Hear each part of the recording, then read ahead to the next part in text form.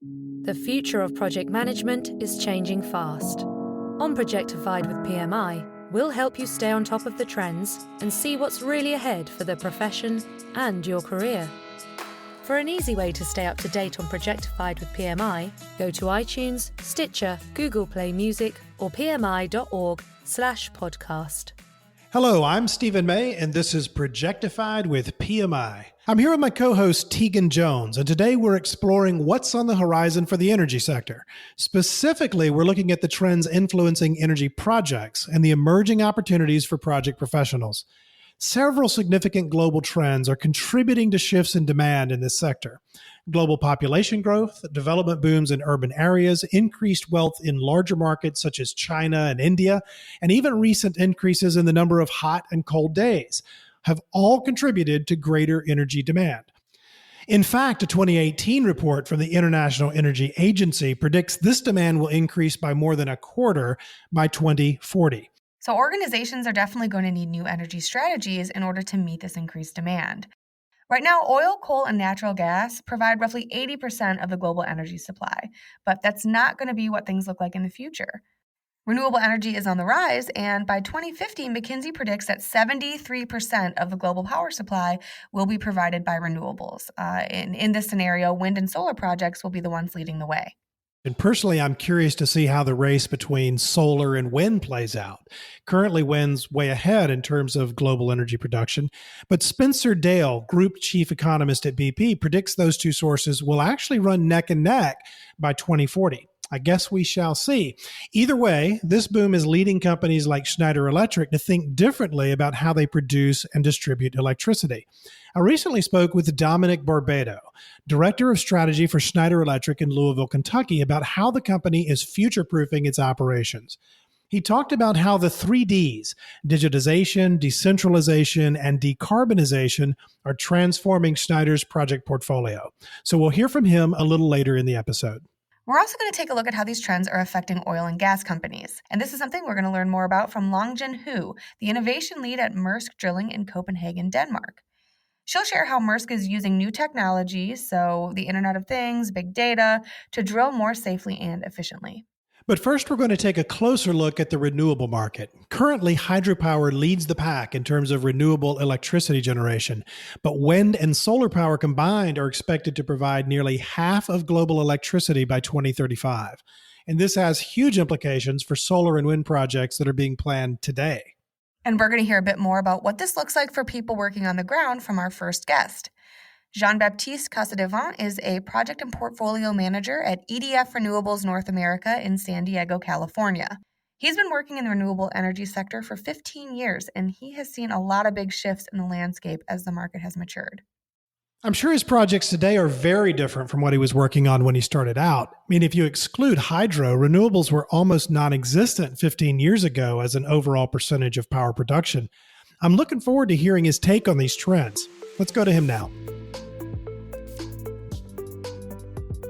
The major trend, since I'm working on projects for the last 15 years, it's mostly where the complexity of a project is. So we started with a project management which is really focused on the technical aspects of an infrastructure project to something which is more related to how we can sell properly at the right price and integrate properly the project into a grid that became more and more complicated with the integration of more and more renewables. I mean, the resource is mostly geographical. I mean, for instance, for the sun, you will have a lot of projects that are going to go in the same place because the resource is good. Then you have the same with wind. The resource is geographical as well.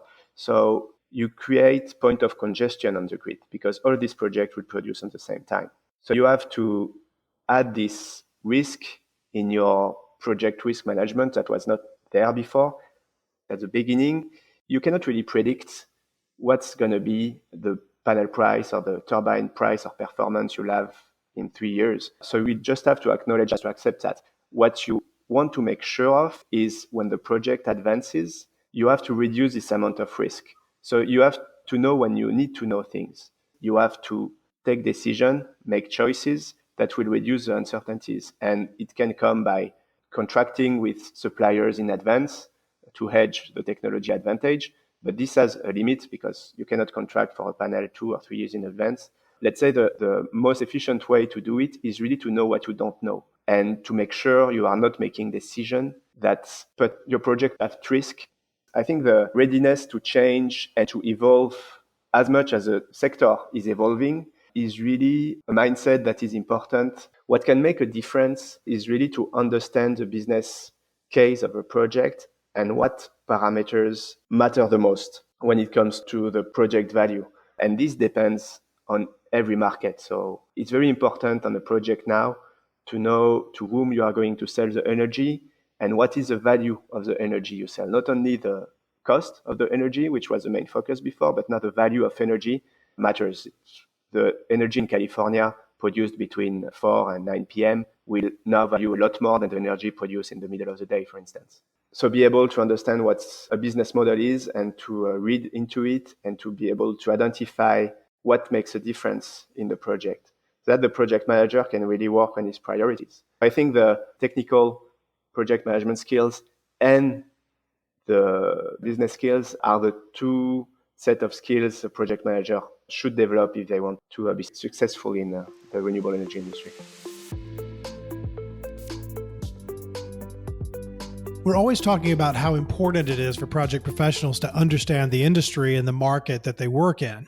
And this is particularly important when you're talking about renewable energy, because adoption and maturity levels vary so much country by country.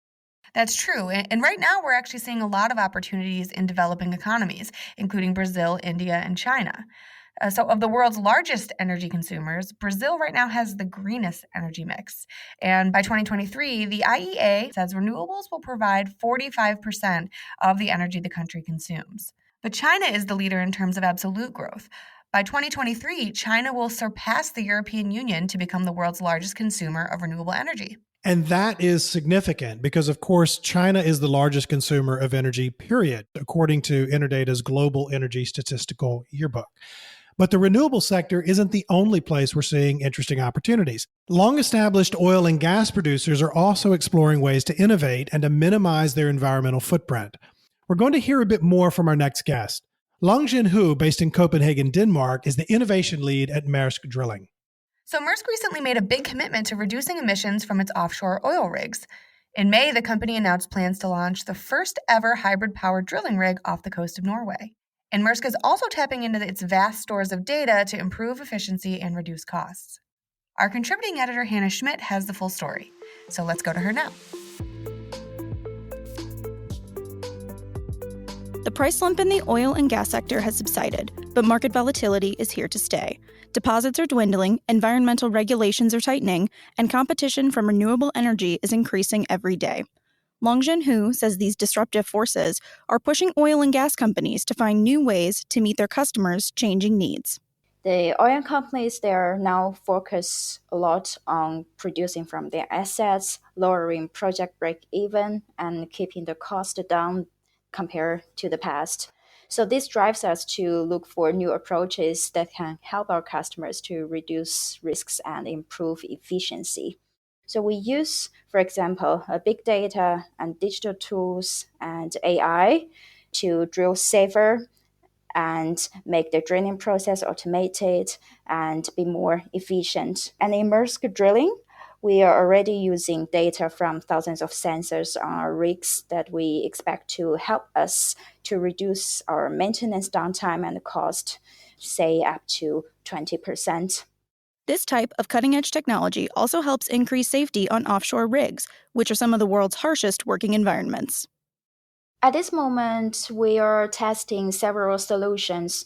So one example is using augmented reality to optimize maintenance through data.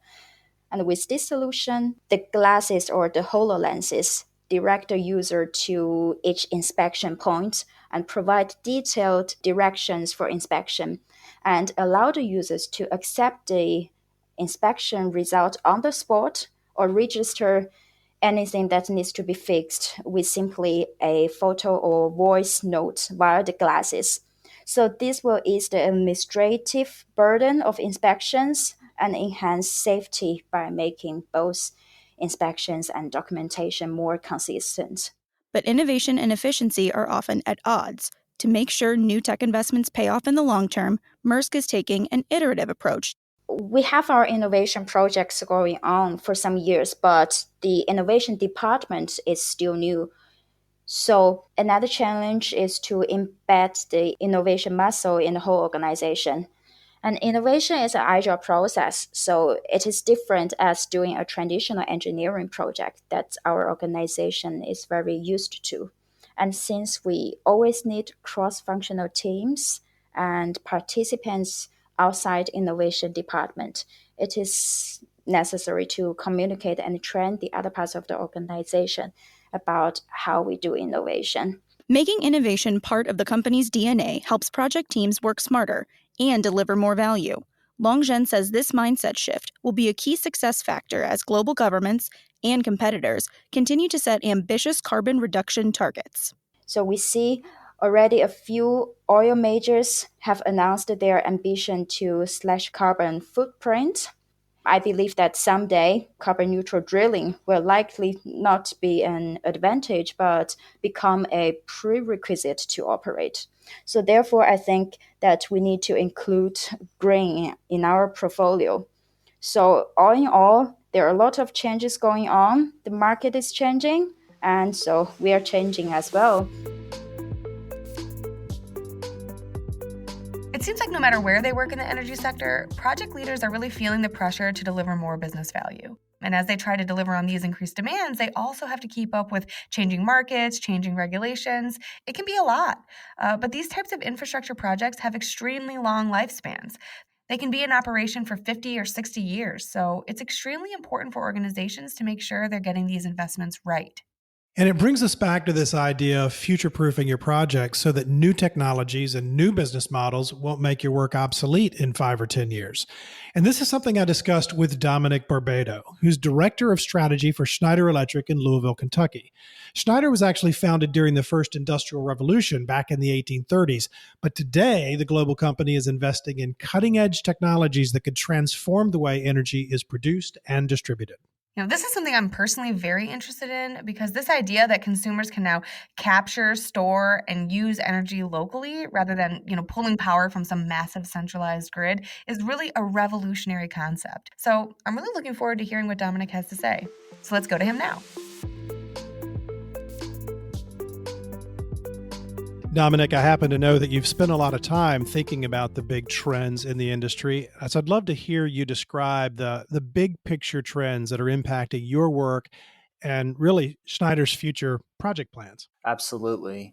So we often talk about the big trends in terms of what we describe as the 3Ds. And those 3Ds are digitization, decentralization, and decarbonization. So to break that down a little bit further, when we talk about digitization, we're really talking about rapid technology innovation and improvement. And so whether that's in computing or processor power in terms of storage, bandwidth, really all the technologies that make up what we refer to as the Internet of Things. And you've probably heard that term before, IoT. So as technology is improving very rapidly, costs are coming down.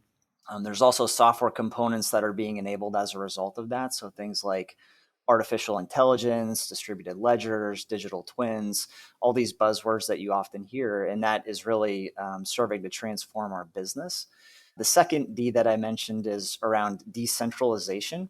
And so just as important as technology innovation is, business model innovation is also really important as well. And so what we're seeing right now is a move away from centralized generation resources that transmit and distributed electric power on transmission and distribution lines, and really seeing an emergence of renewable energy, whether that is wind or solar, improvements in battery technology, et cetera. And so we're seeing this movement away from centralized resources more towards decentralized resources. And that's really also creating a pretty significant change in our industry. And then kind of coupled with that is the decarbonization element. And so what we refer to when we talk about decarbonization is really this desire by organizations and individuals and, perhaps even society as a whole to act in a more sustainable way, to get energy from cleaner resources, to leverage energy efficiency, and ultimately, drive down the world's carbon footprint. And what we found over time is that while altruism certainly plays some sort of role in this, ultimately there's positive financial impacts to be achieved. So when you think about the kinds of projects that you're focused on right now, and you've been describing some of that, what are the big challenges that your project teams have to overcome for these types of projects to succeed?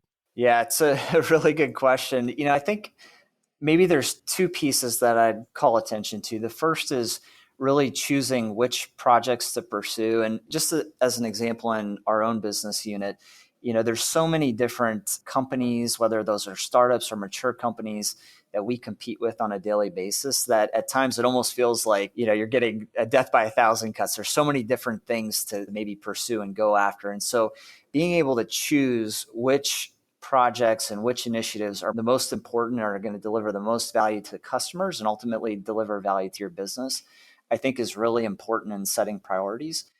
And then the second thing I think I'd say is really just gaining executive support early in the process. I've seen so many times where there's great ideas or great projects to pursue, and maybe the business is supportive, but maybe the executives haven't bought into it. The business case hasn't been fully articulated. The financial elements aren't there, whatever that might be. So I think the earlier that project owners and project stakeholders can gain that executive input and support, the better they're going to be positioned for success in the long run. And sometimes I think about that in terms of those who are going to be supportive, but also those who are going to resist, and how you can actually seek to break down that expected resistance early as opposed to having that derail your project in the 11th hour. So when you look at your project portfolio and the business strategies that you pursue, how do you future-proof at this point? How do you make sure that the innovations that you're investing in will continue to deliver value for years to come? That's a great question. And I think in a perfect world, everything that we invest in would result in some great business return. I think, there's an element of trial and error where any good company who is pursuing innovation and pursuing new products and services, there are going to be times where you fail. And I think that's part of the learning experience. And so I think for us, we're always looking for the friction points that the customer experience, and then try to understand how can we alleviate those friction points.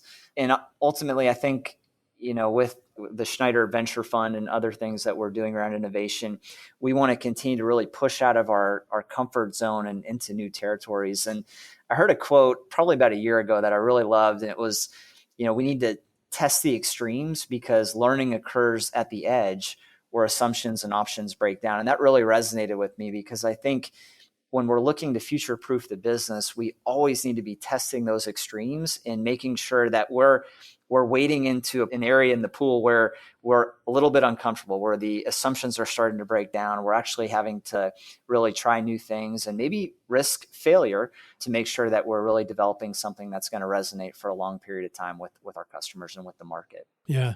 There's always a percentage of people that listen to a conversation like this and they say, man, I would love to get involved. I'd love to work in that sector. So I want to ask you a little bit about that. When you think about the skills that people need to develop in order to be a part of the energy sector, especially in a very forward-looking, next-gen energy perspective, what do you advise?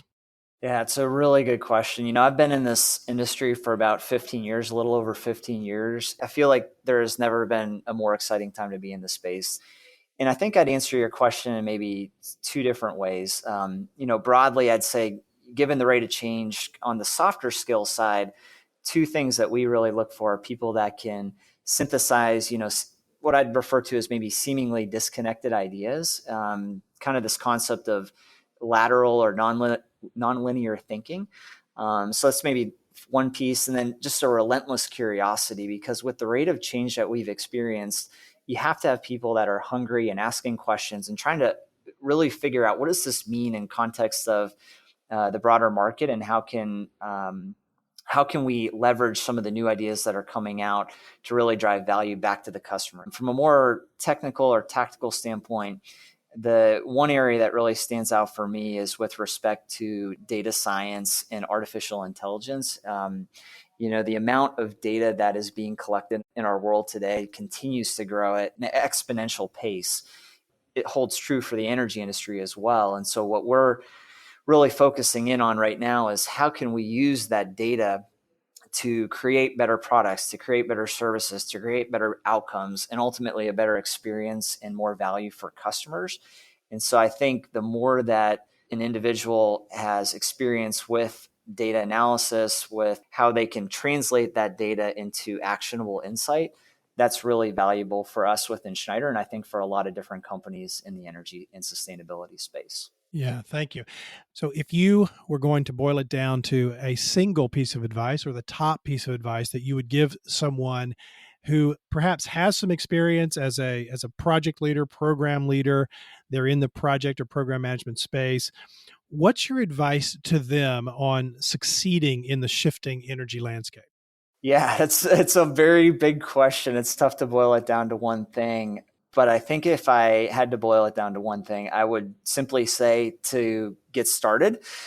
So I think the best way to succeed is really to learn by doing. And ultimately, that requires you just jump in with both feet to get started. I mentioned earlier that sometimes failure is required to succeed. And so the best way to do that is to just go and try new things. A long time ago, I went to high school at this all-male Catholic high school, and we had a principal of the school. Her name was Mrs. Mullen, and she was a very intense lady. She was my calculus teacher, and she used to tell us, she'd say, "Gentlemen, have the courage to be an individual who stands for his own convictions." And that really stuck with me because in my view, the leaders that I admire most are the ones who have a conviction, who have a vision, and they're able to really inspire action in others to the point that those other individuals want to follow them. And I think ultimately, when you're the person who kind of gets started and sets the wheels in motion, I think you're more likely to have success and have other people follow you because you can inspire that vision in them. I love it. Get started, learn by doing, embrace failure along the way, and have the courage to stand for your own convictions. And with that, Dominic Barbado has the last word. Dominic, it has been great to meet you and great to talk with you. Thank you for being with us. Likewise, Stephen. Been a pleasure to be with you. Thank you for listening to Projectified with PMI. If you liked this episode, you can subscribe on Apple Podcasts or Google Play Music. We'd love your feedback, so please leave a rating or review.